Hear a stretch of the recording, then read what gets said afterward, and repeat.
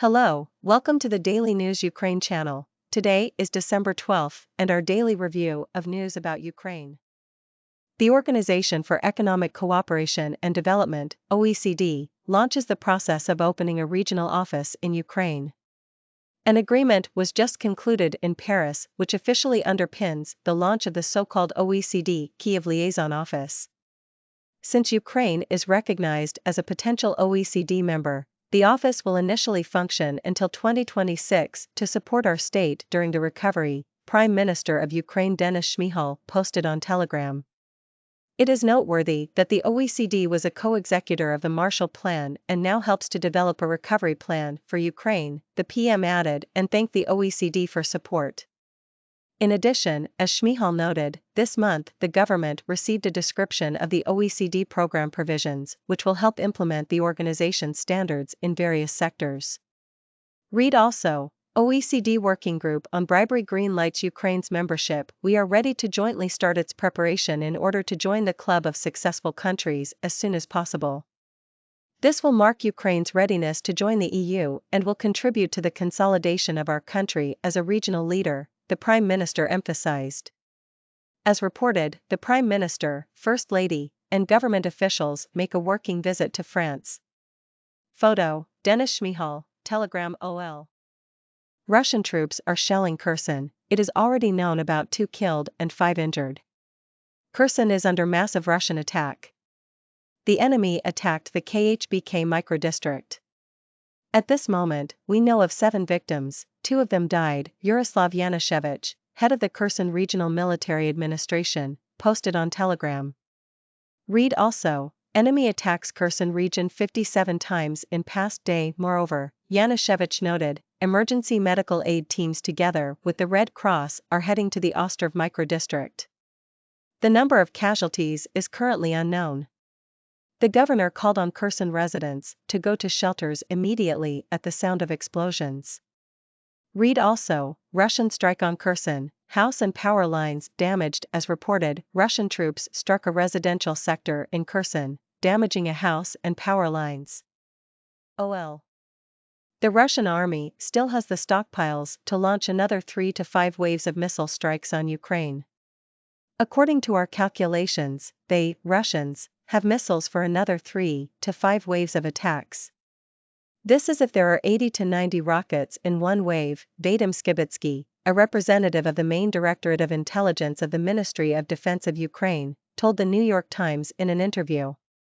While Russia's stockpiles of its most modern, precision missiles are widely believed to be running low, Skibitsky said that Russian arms factories had been able to build 240 precision Kh-101 cruise missiles, and about 120 of the sea-based caliber cruise missiles since the start of the war.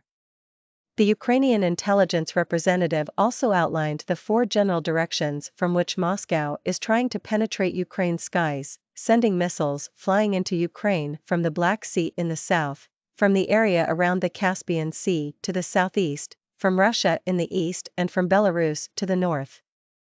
During large-scale attacks, which have featured up to about 100 missiles launched within minutes of one another, they fly in from all directions at the same time.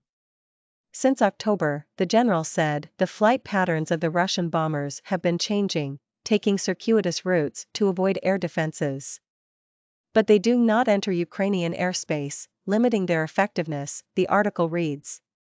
Typically, Ukrainian intelligence has about an hour after Russian bombers take off from a base to track the flights before pilots reach the fire zone and launch missiles.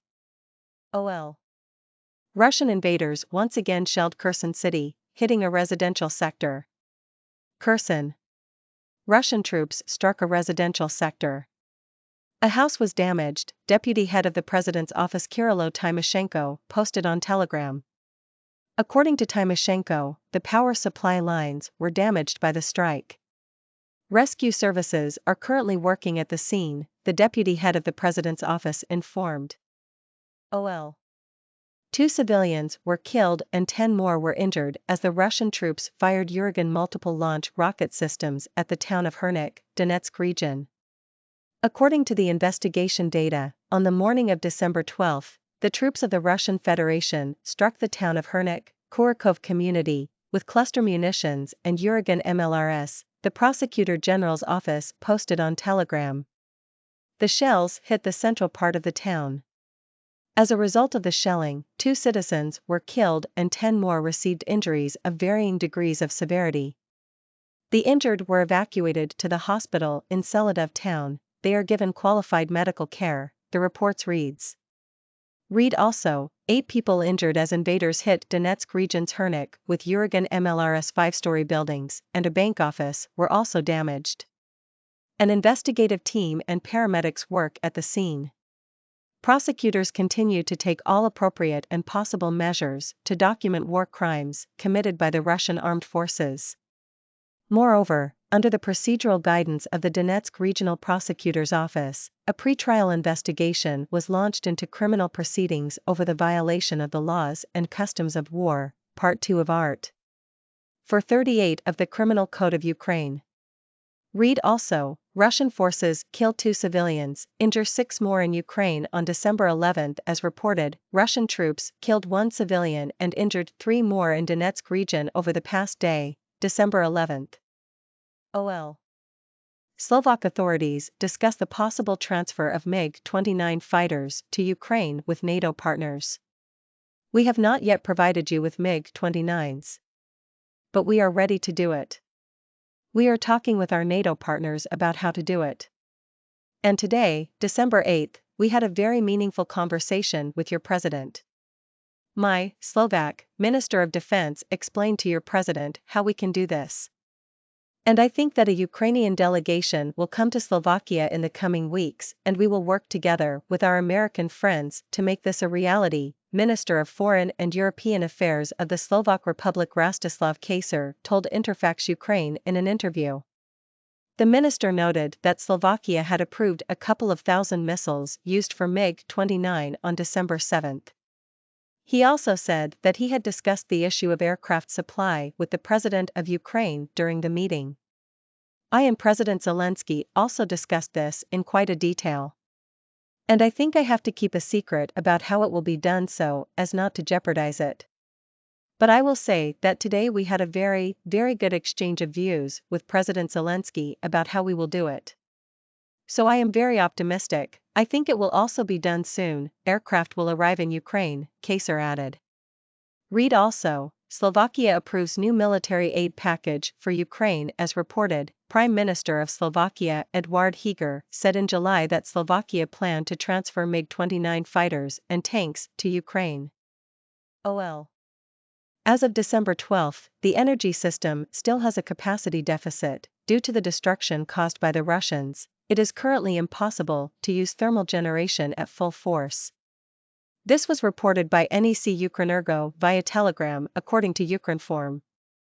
Over the past week, the power system has suffered 3 Russian strikes, the 8th massive missile attack on Monday, December 5, and 2 local attacks by artillery and drones in the south and east of the country over the weekend.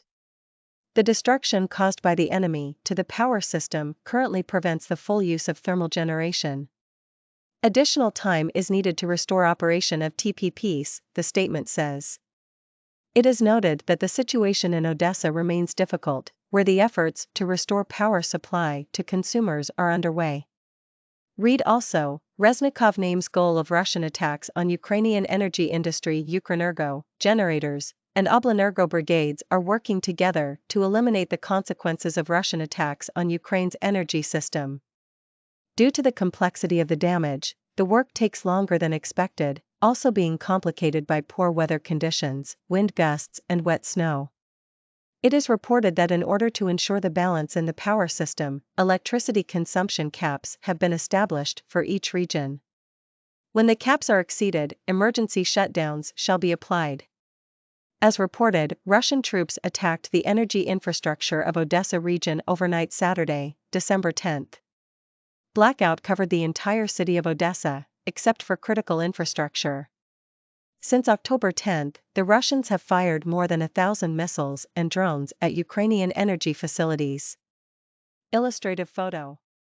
8 Russian ships are on combat duty in the Black Sea on December 12, with no missile carriers among them.